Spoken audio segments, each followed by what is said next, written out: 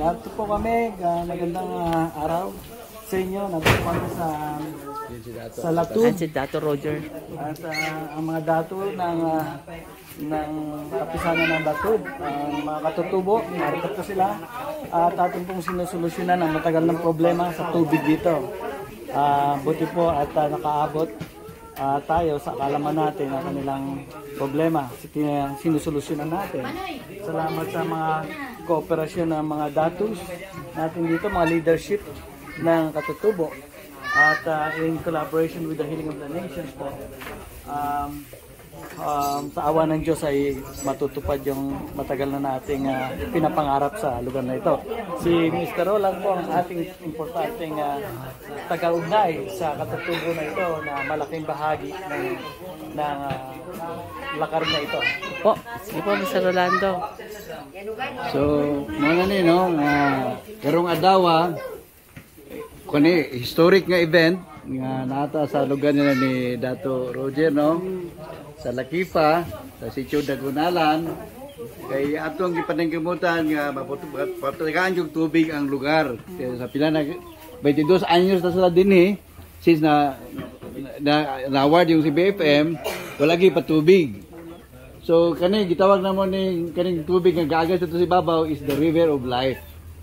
So kay mahal kay namo ang mga higaonon sa Lakipa, no, na dining lugar. So may mo kini siyang tulay ang dunay dagang panginabuyan. Ang tubig pwede na mo maghimo og mga vegetable gardens. Kaya na may patubig. So pwede na magtanong-tanong kanang dala dinhi karon nga mga okra, kaning Chinese pichay. Magkatanong na mo kaya na may patubig nga mosulod. So dili lang tubig nga mainom, tubig nga panghilamos, pati makata og panginabuyan. So livelihood. So kan dato, no, kani adlaw is moni sinugdanan, no, sa river of life. Doon na kinabuhi ni lugar kay daghan na kay mahitabo sa atong tanan. So dako kini nga tabang para sa tanan, atong panggaon ang water system. Malaking bagay siya. Let's love this water system, let's protect na malagaan na to ang water system nga dili masira. At least atong himo na to mga giya, mga pulisiya para gyud nga makirunayo makitabang siya sa katawhan. So dato na si Dato. Ako Dato. Say kasulti ba nimo Dato? Salamat, no, salamat kayo sa Healing of the Nation Foundation Incorporated. Tungod kay sa dugay na nga mga katuigan nga kami nga mga IPs lumad dinhi sa Dagunalan lantod Talakag Bukidnon. Nag-anto sa mga kalisod. Nag-anto sa kalisod tungod kay unang-una wala kaming tubig, ma'am, o mga ninuno pa namin noon hanggang kami na ngayon at saka yung mga generation namin walang magamit na tubig. So ngayon nagdalaki ang pasalamat namin sa Healing of the Nation Foundation kasi bago pa nga nikilambigi tayo din sa IP sa Dagunalan, pero doon na dako nga katabang bisan pa man sa tubig nga among ganyo na sa konkaron na nanay hus. So nagagas na siya pero dili lang makaabot sa proper kay napay mga kakulangon, sir, no? Napay kakulangon, no? Pero naglaom, nagtuo kami nga masugda naman, wala gyud katarungan niya dili mo man. So salamat kayo. There's no reason hindi pa lalabas yung tubig. Nagpasalamat mi kay Ma'am Cathy, ug kang Sir Carlos, Sir Carlos ug si Sir nga Roland tungod kay pinaagi sa ila James. Salamat kay James. Nakakita gyud mi og kuan karang tinugdanan sa pagkapanginubihan namo. Bisan pa man sa tubig pero tungod kay importante kayo nga gamiton. Importante kayo nga gamiton namo ang tubig. Opo. So mas dako gyud kayo ang among pasalamat unang-una sa Ginoo ug sa Healing of the Nation nga ni karon gatabang. Unya ang among nanganday pud mi, ma'am, nga bisan pa sa Natang namin dito. At sa tulong ng awa ng Diyos ay papasalamat din kami at naging instrumento kami sa magiging simula pa lang to ng pag-unlad itong lupain na ito. Napakayaman itong lupa niyo. Napakayaman ng resort ng mga kalikasan na pwede natin magamit dito. Opo. Uunlad po itong lugar na ito dahil malalagyan na tayo ng mga taniman, malalagyan tayo ng fish pond, magkakaroon tayo ng manukan dahil sa tubig. Tubig. Importante po So tubig. yan ang sisimulan. Tapos po magkakaroon na iba't ibang gulayan, iba't ibang puno na pwedeng pangkabuhayan ng itong komunidad niyo po. So, may pandagdag ko ano. Ang magka-counter lang namin sa healing of the nation, proteksyonan mo, amo na i-preservar kay para din sa among mga kabataan na sumusunod. Kasama po karon. Opo. Ayun lugar. Malapit na tayo sa waterfall. Ito yung mga kasama namin. Half ano na kami. Nasa kalahati na kami. Kalahati na ba kami? Sobrang na tayo raw. Waterfalls? Kalahati pa lang. Ayan. So, sige. Lakad ulit tayo. Tayo ulit. Pababa. Narinig ko ng malapit na tayo sa baba. Tingnan mo, nakikita mo na yung bungad nun? Oo. Bago tayo mag-umuwi doon kasi malapit na. Opo. Wala tayo nag-recall doon sa... Oo nga po. Opo. Opo. Dito tayo. Dito. Ilang hakbang na.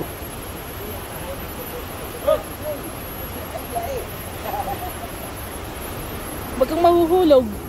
Manangiyanan!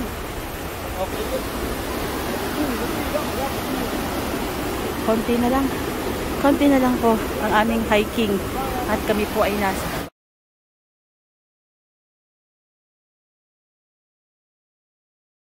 yan na po kami. Yan, nakarating na po kami sa waterfalls. Oh, thank you Lord. Thank you Lord.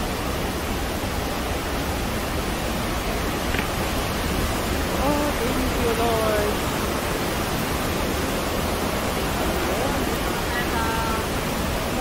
Ito na ang first story.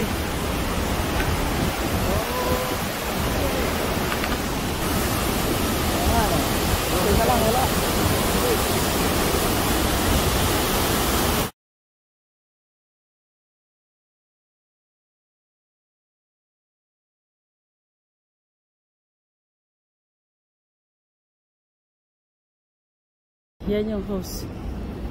Ito doon sa baba. At least makakita sila ng tubig. Tubig.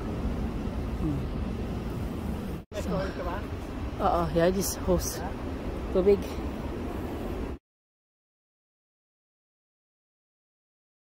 Yan yung house na pinagalingan. Ito mga nagtrabaho dito. Galing. Ingat po kayo ha, para hindi po mahulog. Okay? So yun ang kanilang tubigan doon sa akyat na yan. Okay, so yan yung house na yan. House, oh, see, galing tayo yan, sinadato yan, yan yung house.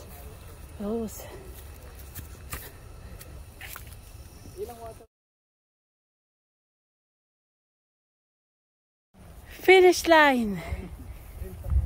Yan ang finish line. Wow. Grabe. Nakyat namin. Falls. Kita namin. Derek. At thank you kay Kuya. Tinulungan niya ako umakyat. Yan. Yan ang aking assistant. Yung host nila. So yan. Host na pagkagalingan. Ito. Dito sa dulo na to. Yan.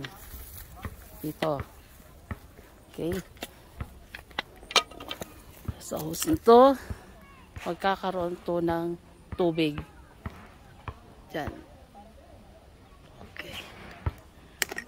Para dito naman magkaroon sila ng tubig kasi wala po silang tubig dito. So, nag-iigib lang sila sa sapa. So pag nagkaroon po sila ng tubig, at least makakaigib na po sila at makakaluto, makakaligo, at makakadilig na sila ng halaman. Yan po. So, yan po ang Lantod Talakad, Bukidnon. Nakita nyo naman, nakarating tayo dyan sa falls na yan. Healing of the nation.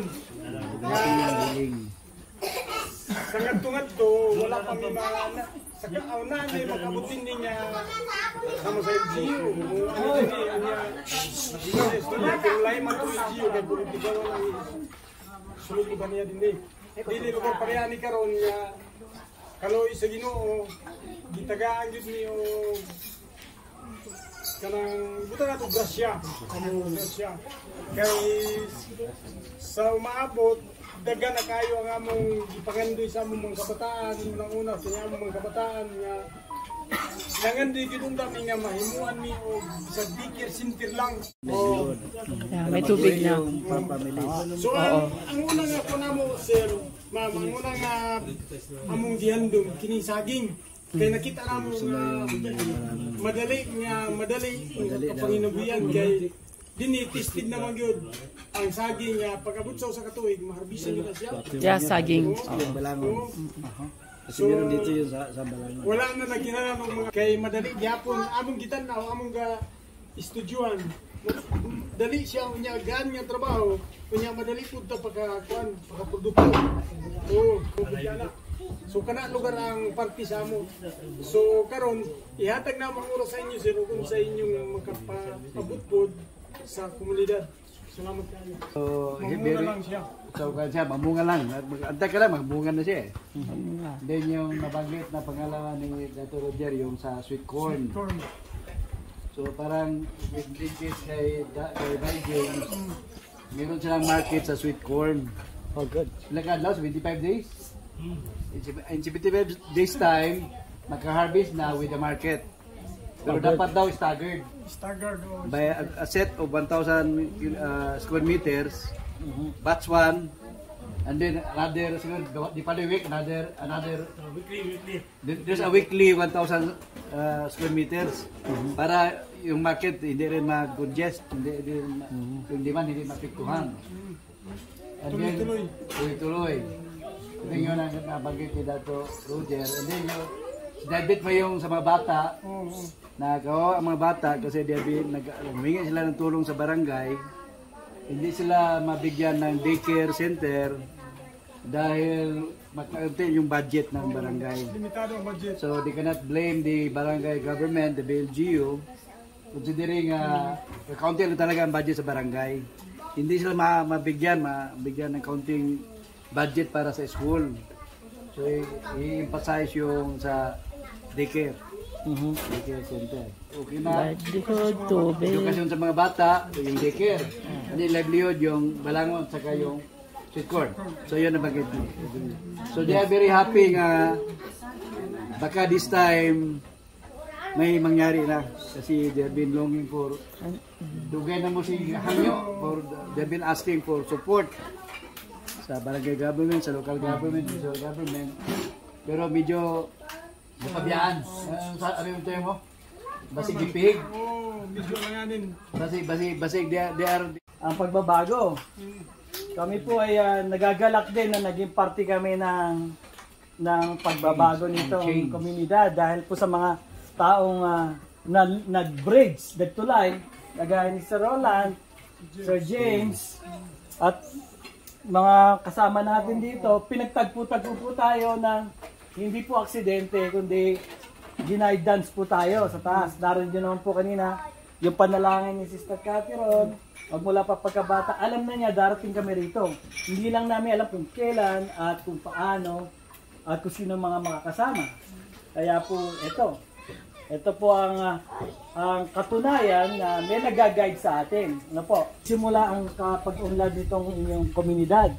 Hindi tubig, nagpisa ng... Kaya, daloy. Kaya po pinangalanan natin Project River of Life.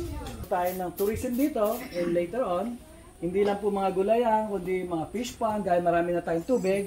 Yung tubig na to is perpetual, regalo, or bigay sa atin ng may kapal, kailangan lang po gamitin natin. Baka rin po pati power, magkaroon tayo ng power dito na para maging self-sufficient tayo, na hindi na tayo, hopefully, hindi tayo magbayad na ng kuryente sa mga kooperatiba dahil meron tayong resources dito.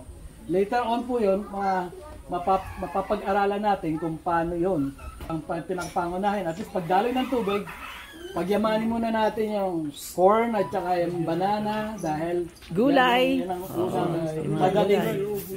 Tapos po, maski po kamote, yung mga kamote natin, meron din po tayong market, i-confirm ko lang yung kanilang mga, kung talagang kailangan nila yun bago natin sabihin na magtanim pa tayo ng marami. No? Sabi rito, Healing of the Nations Foundation Inc. sa USA, Healing of the Nation Founders dito nakarehistro sa Pilipinas, Certificate of Appreciation.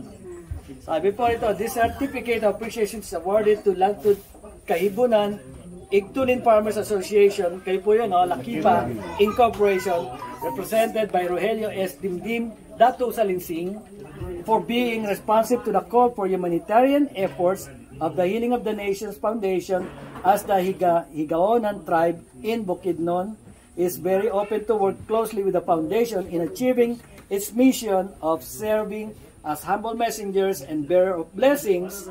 HATNEP wants to share to those who believe and remain hopeful to true humanitarian endeavors with untainted faith. Done this 28th day of September 2023 at Sitio Dagunalan, Barangay Lantud, Talakag, Bukidnon. Wala pa kayo dyan.